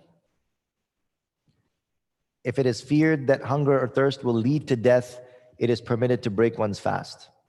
Okay, lead to death, and not even death. I mean, you're not going to die, but you're going to faint. You're about to faint. You black out. You should eat, drink, eat. Don't put yourself through any severity. If you feel like you're about to faint, you're feeling woozy, you're feeling like you're about to vomit, that's an excuse. You're not feeling well. Okay, drink, make up the day after. Make up the day on another day. Note, each of these people will have to make up the missed fast a day for a day after Ramadan. Okay, fidya. This is a very important thing. A lot of people make mistake with fidya. They think that if a sister, she is in her monthly period. A lot of our sisters, those who are sisters, please listen. There's no shame and haya in the modesty in the matters of asking question about religion.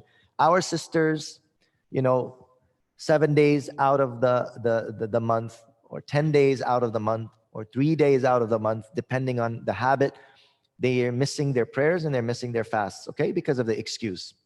Now, in the month of Ramadan, when they miss that, they don't give fidya. A lot of sisters, they come in, I want to give the fidya fast. What's the fidya of fast? There is no fidya of fasting for sisters that are on their monthly period. They have to make up those days. And it's so easy. That maximum days that women can miss is 10 days. Literally, if you fast 1 day a month, till next Ramadan, all your fasts will be done. But our sisters still are lazy in doing that, or they don't know that they have to do that. You have to make up that day. There is no fidya, meaning paying money. Paying money is fidya, the fidya of fasting. This is the compensation for the terminally sick or the extremely old. Remember, fidya is only for those people who cannot fast to make up for that day. Either they're extremely old because of old age, they don't have the strength to fast, or they're terminally ill. On normal days, they can't fast. How are they going to fast on other days? So what do?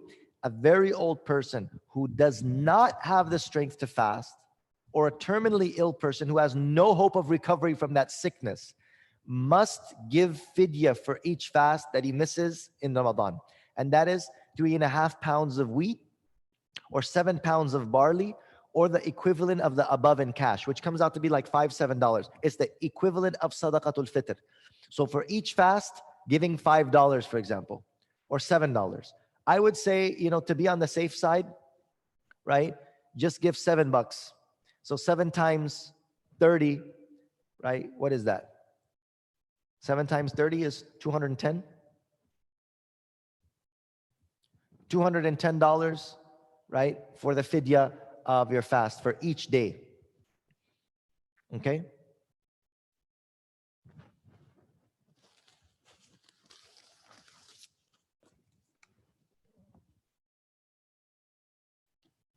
So remember, Fidya is not for people who are healthy. Fidya is either for old people or for the terminally ill people. They're not like somebody, oh, I want to give the fidya of roza, right? I missed 2-3 days because of my monthly sickness. You do not give fidya. Respected sisters, sisters do not give fidya. Sisters have to make up the day. Even if you do 1 day every month or every other month, you'll still be able to make it, inshallah ta'ala. Okay, so everybody, hopefully the fidya masala is clear. Fidya is for the terminally ill or the extremely old who have no hope of recovery. They will have to give for each day $7 to $10 just to be on the safe side. And that will be given to obviously somebody who was mustahaq of zakat. The person who is recipient of zakat, you will give that. You can give all of it to one person, that would suffice. If, however, the elderly or terminally ill person regains strength or recovers after Ramadan, he must keep the number of fasts that he missed, and whatever was previously given as fidya will be rewarded to him from Allah subhanahu wa ta'ala. What does this mean? Let's say, Allah forbid, somebody had cancer. They're going through chemo. And this year they gave fidya because they don't know if they're going to be able to recover from that. What happens? Now, fast forward, 6 months later, they're completely recovered. MashaAllah, they're more in optimum health than they were before. That fidya before was now what is going to be considered sadaqah. Now that they have the strength, they have to make up that 30 days. And you don't have to do it consecutively. You don't have to do back to back. You could do one every other day. You could do once a week, however you want. But you have to make up those days when you regain your strength. And the fidya that you gave, it'll go into charity, inshallah. What if somebody says, I want to fast on behalf of my grandma. I love her so much. I want to do the fast for her. Nobody is allowed to fast on behalf of someone else.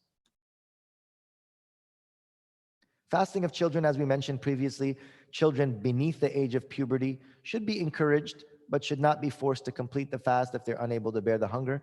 Teenagers who have reached puberty or above 15 years of age are required to fast.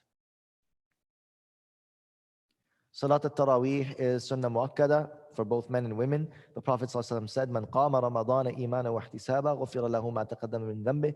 Anyone who stands the nights of Ramadan with faith and hoping for its reward, all of his previous sins will be forgiven. And obviously under the lockdown, we're going to be inshallah doing it at home. So it's a very simple way as doing, Alam Tara Kaif. Alam Tara Kaif till the end of the Quran, if you know it, is 10 surahs. And if you do Alam Tara Kaif all the way to Nas in every rakat, right? Alam Tara Kaif in the first rakat, Lila fi Quraysh in the next rakat, Ara'ayta alladhi in the right next one, Inna Atayna in the next one, like this all the way. Then with 10 rakats, you'll be finished with 10 surahs. And then you start again with Alam Tara Kaif for another 10 surahs till Nas. Then you will have done 2 cycles of last 10 surahs, 20 rakats. Or just make it simple. Wal Asr in the first rakat, Inna Atayna in the second rakat, or Inna Atayna Qul Wallah in the second rakat, or whatever is easy. It's very, very simple. Those who are, mashallah, Hafiz of Quran, they can lead Taraweeh for their family at home. But that's only if they have reached puberty, if they're 15 years old and above. Those who are young children, unfortunately, 15 and below, they cannot lead the salat at home. And it's not valid for a mature, older person to pray behind a child or somebody who has not reached the age of maturity.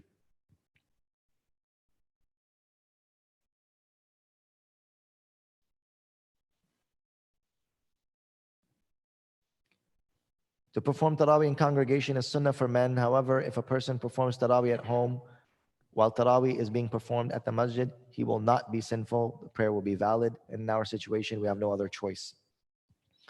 Okay, the time of Taraweeh is from Salatul Isha until just about before Subh Sadiq. It can be performed before or after the Salatul Witr, but it's preferable for it to be done before Witr. 2 rakats with 10 salams are masnoon. One should make the niyyah for Taraweeh in intervals of 2 rakats at a time. And every 4 rakats, it is mustahab to sit and rest. May Allah subhanahu wa ta'ala enable us all to earn His pleasure and forgiveness, reap the benefits of Ramadan, and make that change in our lives we so need.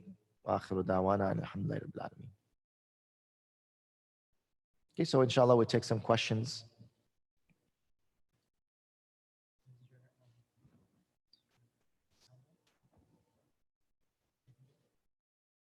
Should be on. You want to ask?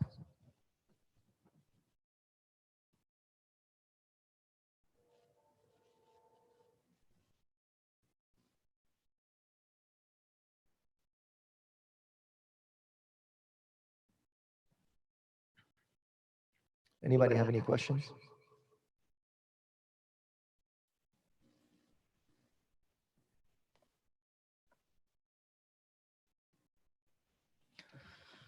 After fasting, if I am traveling from California to say New York during the day, do I break the fast at New York sunset or wait till California time sunset? Neither. You'll break the fast on the plane. Wherever you are at that time, just look out the window, see sunset, and break your fast. Okay, you don't do it in New York time, and you don't do it in California time. You do it wherever you are in the sky.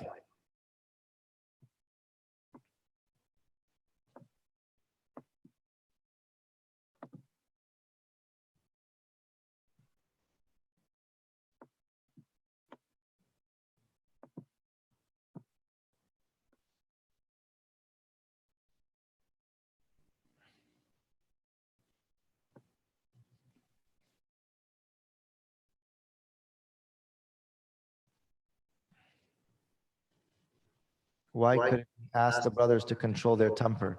Absolutely, the brothers must control their temper. And it does not condone these types of behaviors that is making Muslim women suffer.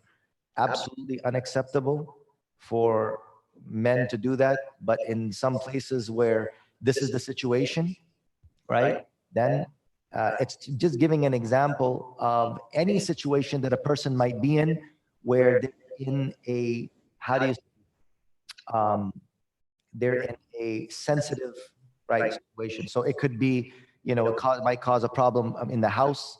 And it's giving an example of a dire situation. Does that condone? Absolutely doesn't condone. That's not the prophetic character. Anybody who thinks that this means like we're encouraging behavior, that's a complete misunderstanding, because that is not the akhlaq of the Prophet, right? Similarly, a person has a parent, right, that has high blood pressure. They can't have something that is too salty. Now you're tasting the food for them. That is also a dire situation. So we do not condone such behavior. Such behavior is completely unacceptable and it is against the sunnah of the Prophet.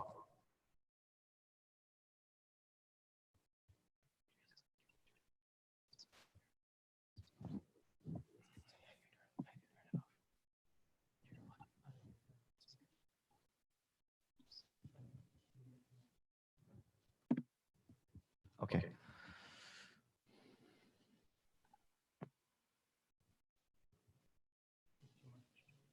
Okay.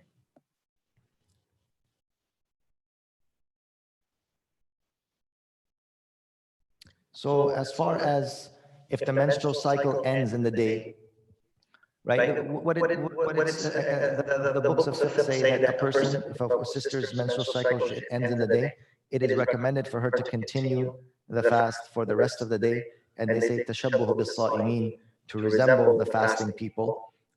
If again, it's not necessary for her, and fast is broken. If she wants to eat, she can eat. Some people have physically demanding jobs like nursing. Absolutely, you're allowed to eat. It's completely okay. This is a recommended thing. That if for example, period starts at 12 o'clock in the day, then you are completely absolved of fasting. You can eat, you can drink, but a person who is in a state of where their fasting has come to an end because of their period, they have a choice. It's recommended. If you're at home, you should just continue fasting for the rest of the day.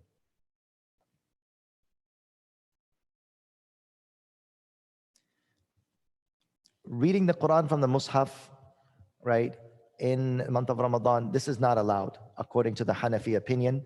Why? Because this is the resembling the people of the book where they hold the Quran. And this is not the sunnah of the Prophet ﷺ.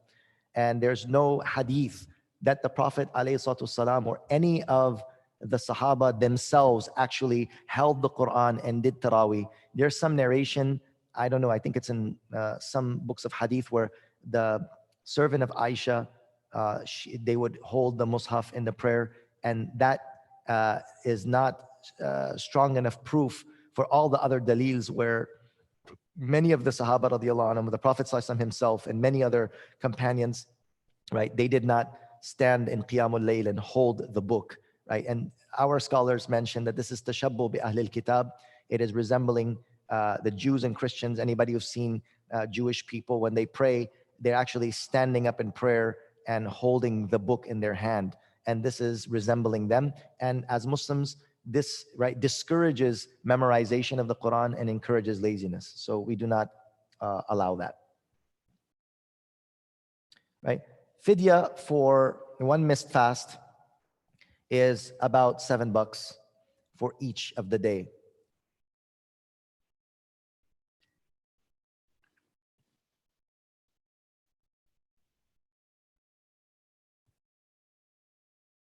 A woman who does not know about their missed fasts, you just estimate. You think to yourself, okay, I have 5 days of period every month, and I missed 10 Ramadans. 10 times 5 is about 50. So I would make up 50, and you just take a mark of that. You don't have to do it consecutively. You don't have to do it every day, one day after another day after another day. You just do it, one day, and then another, give some respite, another 3 days, and then do another one, and so on. Can you clarify about Taraweeh dua? Okay, I'll clarify about Taraweeh dua if you can clarify about which dua you're talking about. You're talking about the dua at the end, or you're talking about the dua of Subhana dhil mulki wal malakut, which one you're asking about? Brother Khalid. Subhana dhil mulki wal malakut is not a necessary dua. So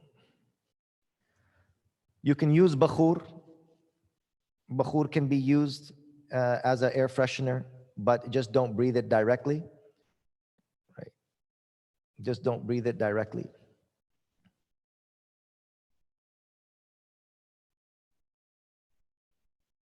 Is it more virtuous to recite more Quran and do khatams, or spend more time on memorization of Quran?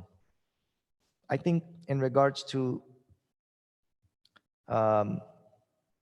spending more time in reciting Quran, right, and trying to do at least one khatam, like, reciting the Quran in such a way where you're just don't even know what you're reading and you're blah, blah, blah, blah, blah, you're just blabbering. This type of reading is not recommended. However, if a person simply, recites as much Quran as possible, this is good. And memorization is good also, but more emphasis should be done in reciting of Quran. Memorization can be done outside.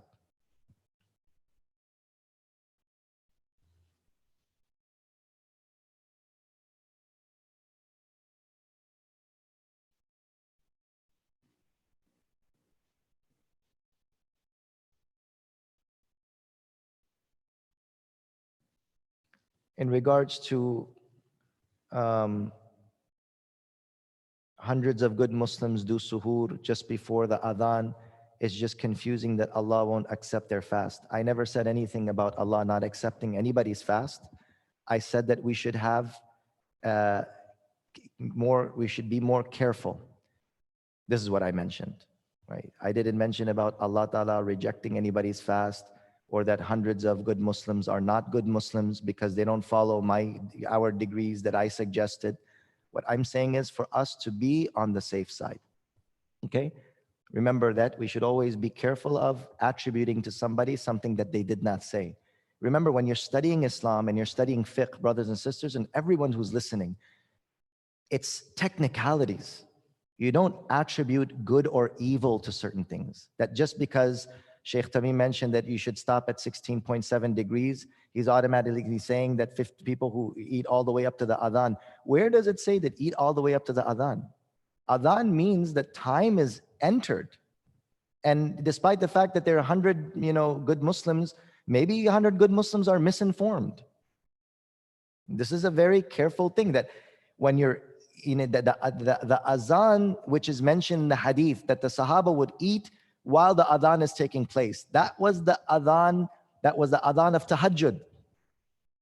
It's the adhan of tahajjud. It's not the azan of fajr. At the azan of fajr, if the cup is in your hand, you should drop the cup. That means time has entered. So nobody's saying anybody is a bad Muslim, okay? But we're saying that we have to exercise caution and understand the mas'ala.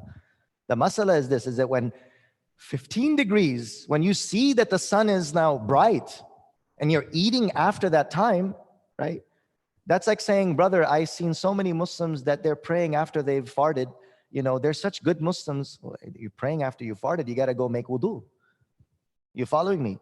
If you have broken your wudu, your salat is not valid after that. You have to go and remake your wudu. So we're talking about technicalities and masail of deen. We're not talking about people being good or people being bad. People have to be careful and know the mas'ala and not just do what everybody else is doing. So if you're an MCA and you're doing suhoor with people, stop early. Don't do what everybody else is doing. Everybody else who's doing whatever they're doing, what are they doing it based on? Are they doing it based on fiqh? Are those people ulama? Are those people mashayikh? Have they studied the deen? So we should just, in the matter of fiqhi matters, always take the safe and secure path. And all of this comes when we study. We study Islam and we study knowledge. And inshallah, Allah will not reject, inshallah, the fast of anybody. Nobody's saying anybody is going to be rejected, but we have to be on the safe side.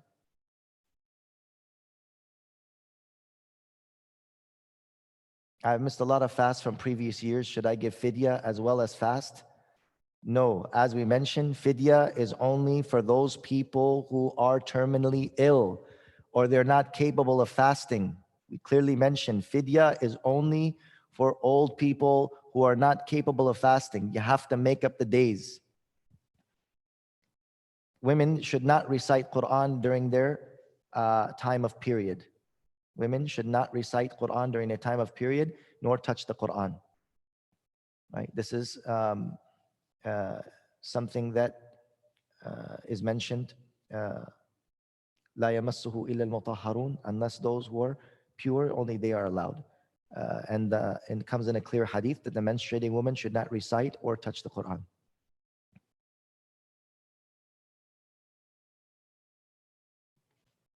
If it's we were not careful about eating right before suhoor time ends, sometimes during the adhan, do we have to make up those fasts now? If you know about those particular times, specific times, then, yeah, you should make it up. But if not, then inshallah that, you'll be on the safe side if you stopped at a particular specific time. If you stopped before 15 degrees, it's fine.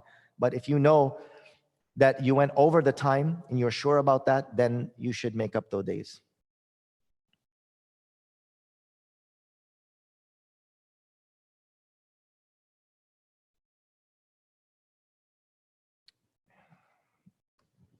It's permissible to join Taraweeh at home when you are in Sunnah i'tikaf in the last 10 days.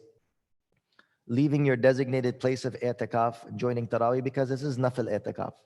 Okay? So you can leave Nafil i'tikaf and do Taraweeh prayers. That's if it's in your home. Yeah, it's okay.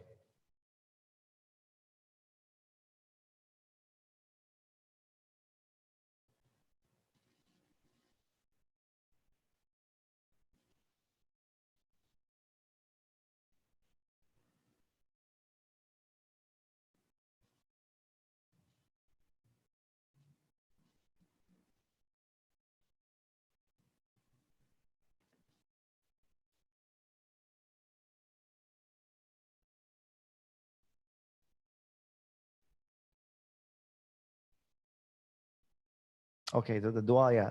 Subhana dil mulki wal malakut, it's not necessary to recite that dua. Um, minimum number of rakat, we follow 20 rakats tarawih. Some people, obviously, they are of the opinion that 8 rakats can be performed. But the sunnah, when we talk about sunnah, we're talking about something that was a continuous practice.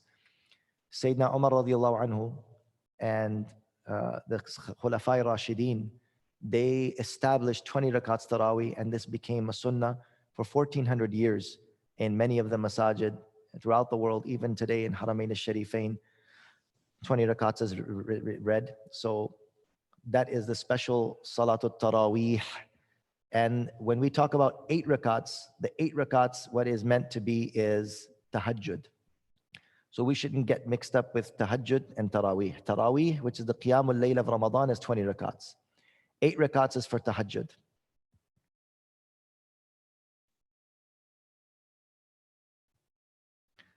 ماذا عن أخروا السحور وعجلوا الفطور؟ هذا صحيح. لازم أن نؤخر السحور and أن نعجل الفطور مباشرة بعد الغروب. So after we know that the sun has set completely, then we should make ta'ajil. Ta'ajil al-futur means to make the iftari before Maghrib Salat, right? And after ghurub of the sun. And ta'khir al-suhur means that we should try to bring it as close as we can to imsak time and the commencement of Fajr as much as we can so that we can get the full benefit from it.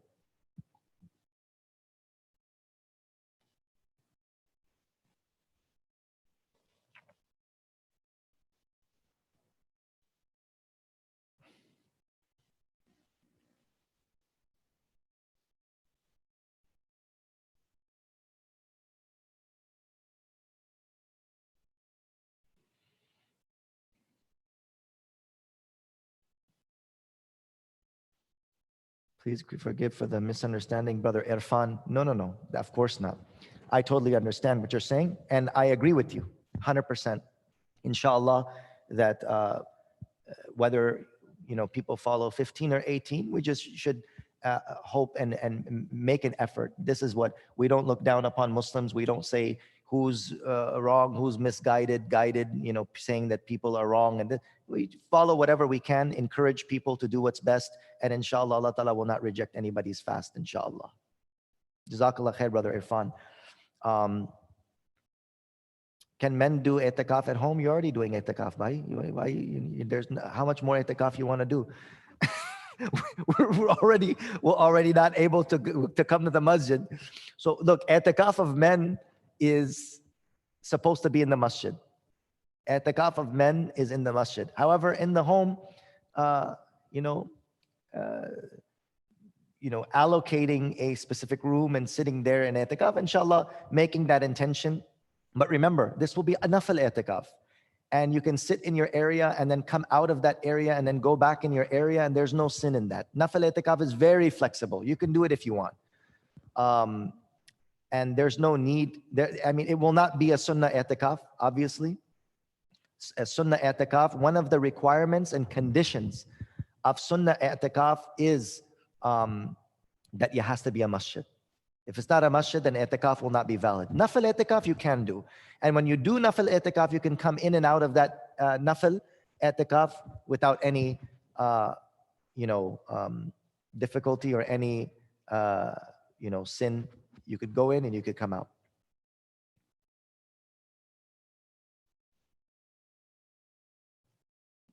Why children has to be a certain age to lead the prayer? They are good kids. They are hafiz of Quran, right? It has, my dear brother or sister, it has nothing to be good or bad. It has to be because a mature person, salat is mandatory upon them. And a child, salat is not fard upon them. Again, these are technicalities. Somebody whose salat is binding on them, right? Can someone lead them whose salat is not binding on them? This is the question. A person whose salat is not fard upon them, right? It's not an obligation on them. their, how do you say, their tahammul, or their level of capacity is not enough strong to lead someone who salat is fard on them. So it's a fiqhi masala. It's a matter of not good or bad. It's not a matter of them, mashallah, they might be reading the Quran very beautifully, right? But someone who namaz is not fard on them, they cannot lead someone who salat is fard upon them. That is the reason. Could you still fast if you don't have to? Yes. A traveler who fasting is not fard upon them, they have a choice, they can fast.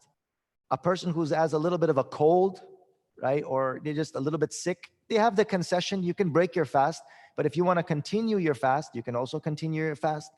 A woman who's pregnant, right, and they feel that, they can have a concession. If she wants to fast, she can fast if it's not going to hurt the baby. So you just see your situation. There are certain people that if you still want to fast, they can fast, but they don't have to. Blood transfusion does not break the fast. You can do blood transfusion, and any intravenous procedures are permitted. However, it might become makruh. Sister Maryam is asking, blood transfusion, it does not break the fast. Your fast would still be valid. But if it's going to make you weak, and if it's going to, affect your health, and you might faint, or you might feel nauseous or something, then you're excused of the fast. You are excused of the fast. But if you still want to fast, you can continue fasting.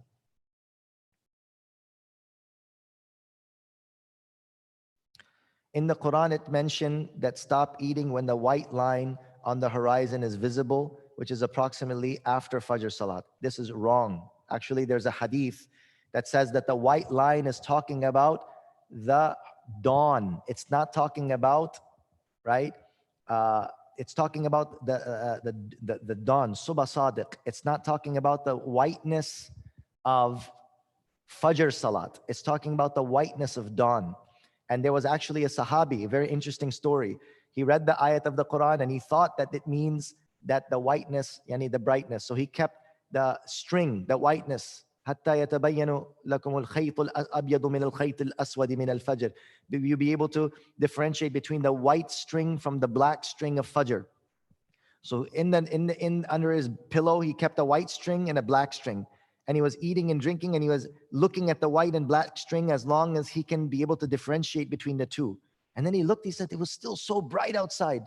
And I started getting doubt. I came to the Prophet ﷺ, he said, the white string, he said the whiteness of the horizon is not talking about actual Salatul Fajr coming in. It's talking about Subha Sadiq. So these things in the Quran have been clarified to us by the Prophet in the Hadith. That's why this whiteness of the horizon is not talking about the whiteness or brightness of Fajr.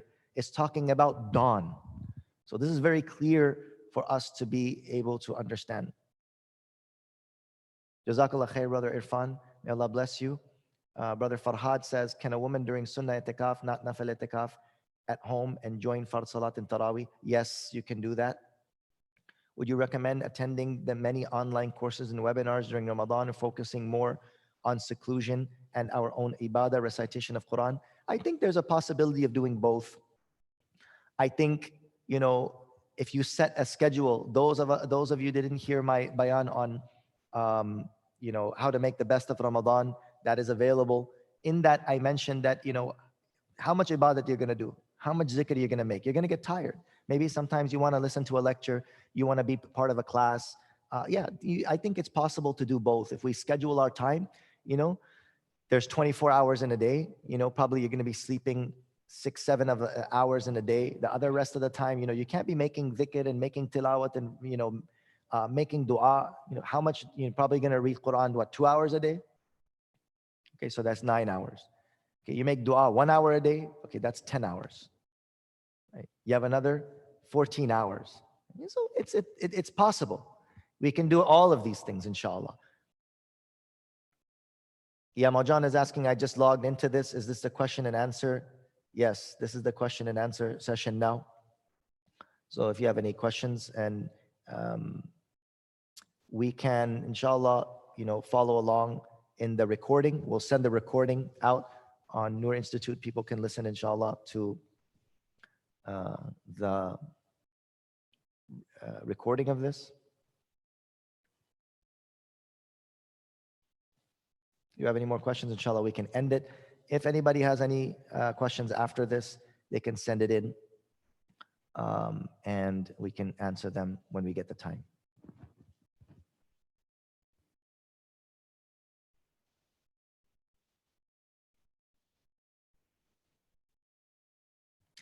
If one is not Quran Hafiz, what surahs can we recite for the 20 rakat at home? Inna atayna qul wallah. Simple. Or Alam Tara Kaifa till the end. Alam Tara Kaifa in the first rakat. Lila fi Quraysh in the second rakat. Ara'ayta alladhi in the third rakat. Inna atayna in the fourth rakat. Like that, all 10 surahs. So from 10, you complete 10 rakats and you start all over again. Alam Tara Kaif till the end. You make it 20. From where can we get Ramadan calendar with times of suhoor and iftar for Fremont? So for that, you can go to your local masjid, wherever is your local masjid in Fremont. And remember, for the iftari times, you want to add it 1 minute just to be sure on the safe side.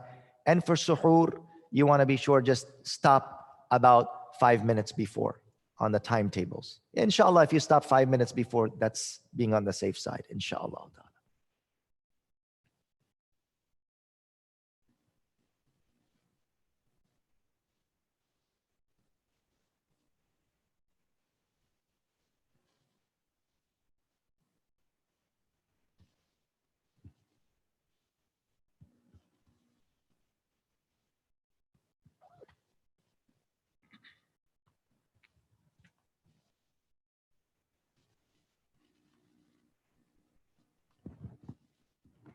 Jazakallah khair. Assalamu alaikum wa rahmatullahi wa barakatuh.